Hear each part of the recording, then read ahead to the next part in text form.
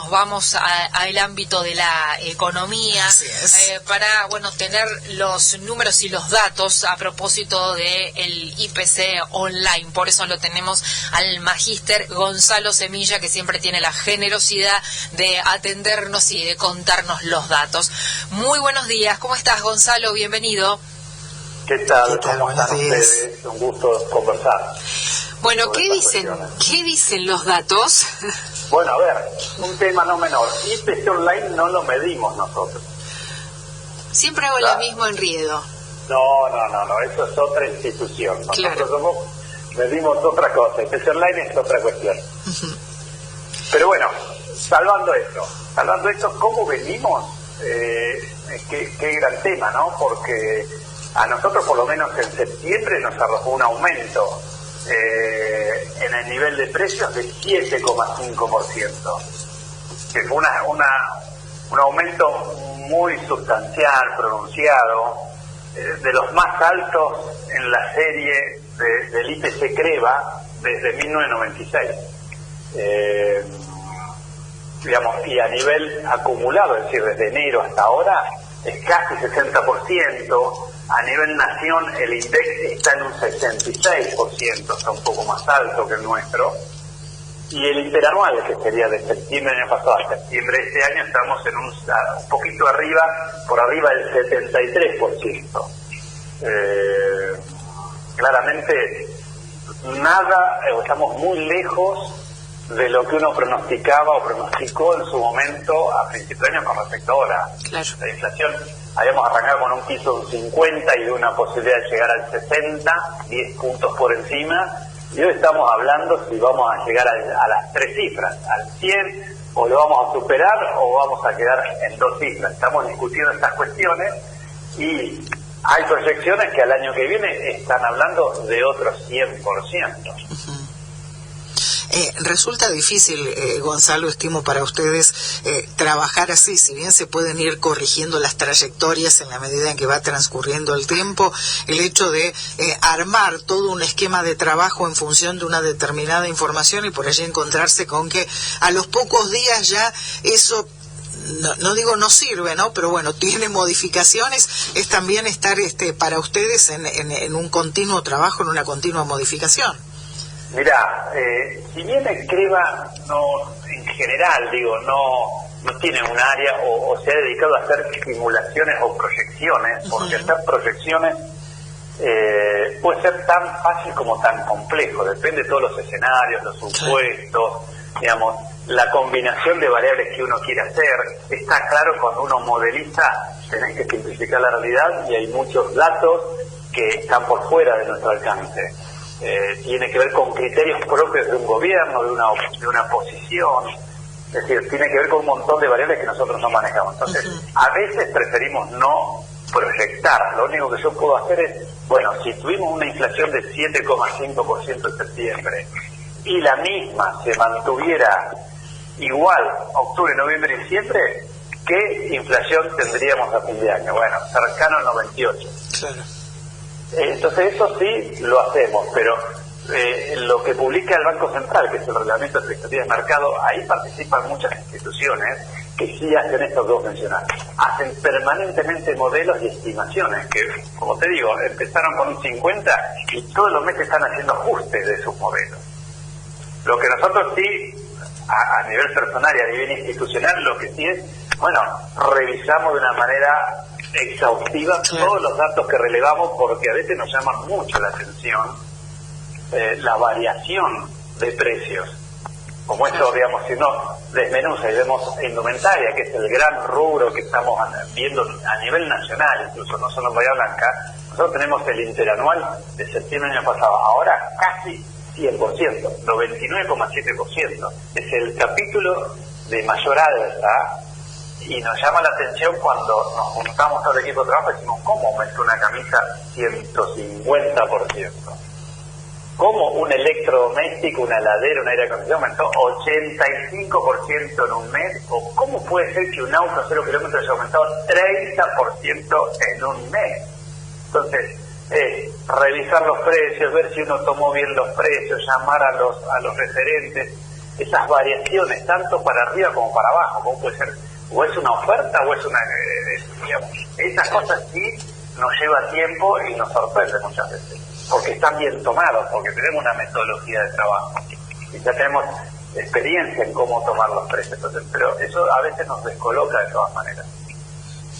¿Y qué pasa? ¿Hay una explicación a eso cuando encuentran esto, si después de chequear y revisar para, bueno, decir, bueno, esto está bien, y si es así, bueno, ¿cuál es la explicación, si es que la hay, para estos aumentos? Bueno, es tan complejo porque uno debiera incursionar cada sector donde uno toma. Por ejemplo, si es el sector automotor, ¿qué está pasando? ¿Por qué semejante ajuste, el peso? ¿O por qué en un electrodoméstico? Y bueno, todo a veces, o en una indumentaria. Muchas veces eso nos lleva camino hacia atrás, hasta decir, tomamos contacto con referentes del sector para que nos den una explicación de por qué ocurre esto, que obviamente cuando uno consulta, no toda la explicación que uno recibe es la que realmente ocurre. Eso por un lado, eso le llamamos nosotros los economistas información asimétrica. No todos nosotros tenemos la información efectiva y transparente de por qué ocurren las cosas. Uno tiene que hurgar e investigar. Después, en general, todo nos lleva un embudo hacia atrás a que, bueno, tenemos grandes problemas y no es nuevo de importación. Y todo esto nos vuelve a traer al Banco Central. ¿Por qué pasa con el Banco Central? ¿Y qué pasa con las reservas? ¿Qué pasa con la acumulación? ¿Con los compromisos asumidos con el Fondo Monetario? Porque también tiene que ver con revisiones permanentes del fondo respecto a 4 o 5 variables. Una de ellas es acumulación de reservas. Si nosotros acumulamos reservas, bajan las malas expectativas, por decirlo de una manera, como que tranquiliza el mercado. ¿Y cómo hacemos para aumentar las reservas? Pisar las importaciones y tener una buena exportación. Entonces, cuando uno tiene un 40 o 50% de importaciones de bienes de insumos intermedios y de capital, que son insumos para producir, y pisamos la importación, empezamos a tener problemas en la producción. Una de ellas es la indumentaria, uno de ellos es el sector automotor, uno de ellos es el sector industrial en general. Entonces, ese puede ser un argumento. Esa puede ser una línea de la que ustedes me consultan. Otra es, que ya lo hemos hablado muchas veces, bueno, y ya que estamos, no hay pilares, o cuesta encontrar los pilares de importantes o anclajes respecto a las políticas económicas. Y bueno, si yo de ahí arrancamos una inflación de 50, vamos a terminar en 100 y posiblemente el año que viene sea el 100, bueno, yo remarco más porque cuando tengo que reponer el producto posiblemente no lo pueda comprar porque haya menos oferta, porque la producción, igual que pasó con los neumáticos, no solo por unas cuestiones de importación sino también por cuestiones gremiales. Entonces el que vende en Bahía Blanca, las empresas que venden neumáticos, o se estoquearon antes de un posible conflicto, o la rueda que tienen, la cuerda que la venden a un precio mucho más alto, de manera que cuando se den vuelta a reponerla, la puedan conseguir, y no solo conseguir, sino poder pagar. Aquí estaba viendo dentro de las variaciones porcentuales interanuales dentro de lo que es el índice de precios al consumidor que han podido establecer ustedes para aquí, para Bahía Blanca.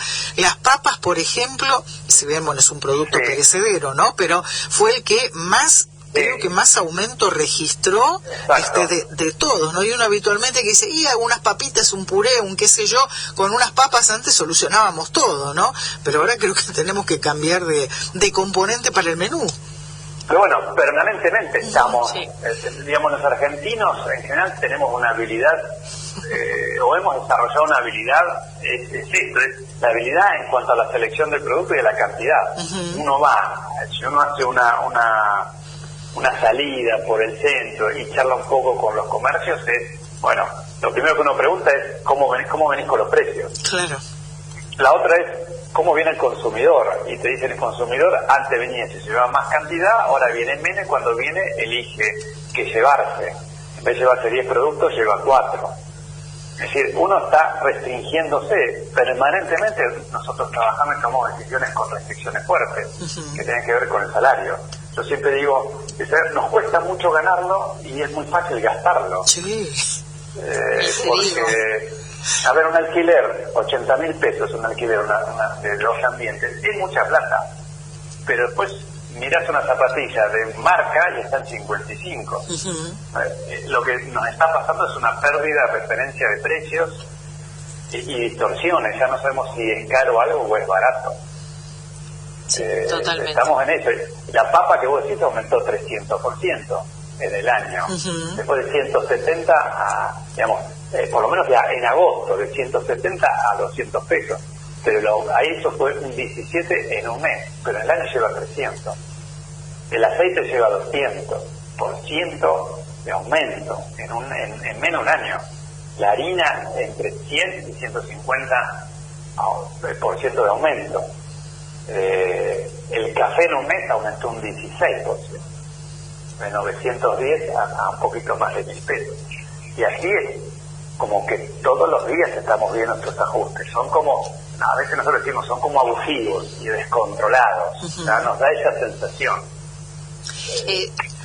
¿Vos pensás que esta situación que tiene que ver con los precios justos, creo que se dice ahora, sí, que aparece, porque tengo entendido por lo que voy leyendo que hay una fuerte puja allí de que no quieren que aparezca en el packaging el precio de ese producto? ¿Podría ser una medida que, bueno, traiga un poco de estabilidad a los precios o no? ¿Cómo lo ves eso? Bueno, el tema es que uno, digamos, es difícil decirlo, pero entre comillas, hay un descontrol en cuanto a la formación de precios.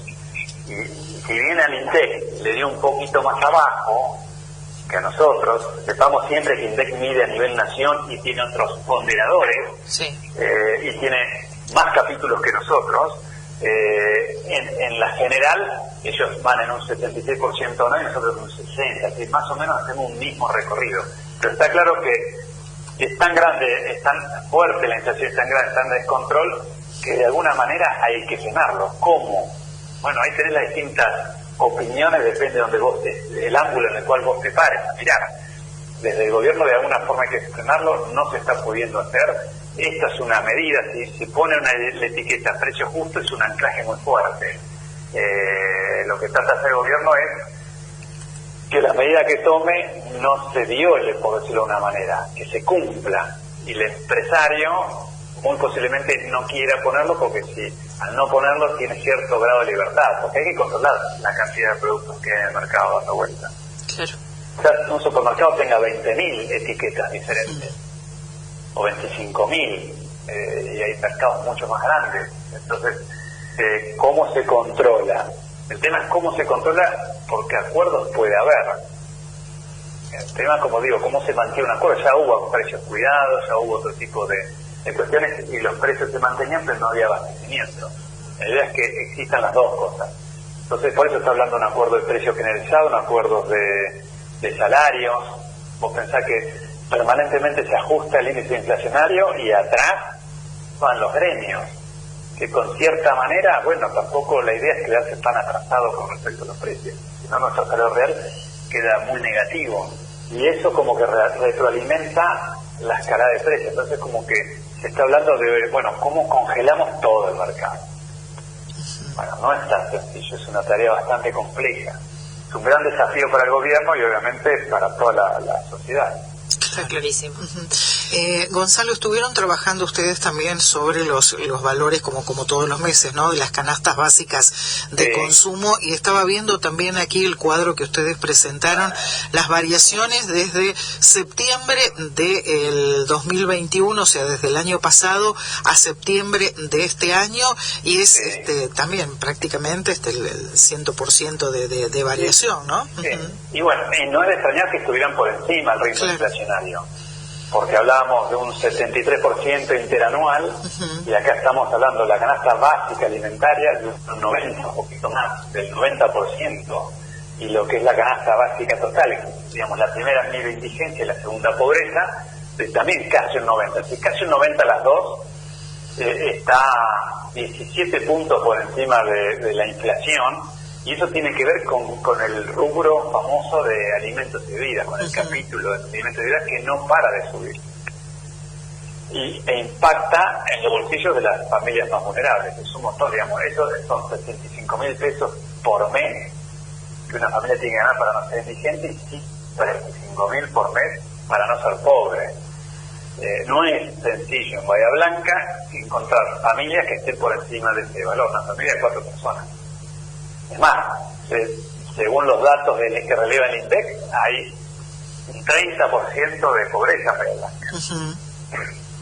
Es mucha cantidad. Es un bahiense cada 3 gana, digamos, menos que este valor. No, es una locura. Gonzalo, muchísimas gracias, como siempre, por tu tiempo. No, por favor, hasta la próxima. Gracias, muchas gracias. Ahí estaba la palabra del magíster Gonzalo Semilla, director jefe del CREVA, charlando con nosotros, economista jefe, ex decano de la Facultad de la UPSO, de la Universidad Provincial del Sudoeste, profesor allí, también profesor en la UNCI, en la Universidad Nacional de Quilmes, coordinador diplomatura en gerencia empresarial virtual, Departamento de Economía de la UPSO. Todo le dije hoy.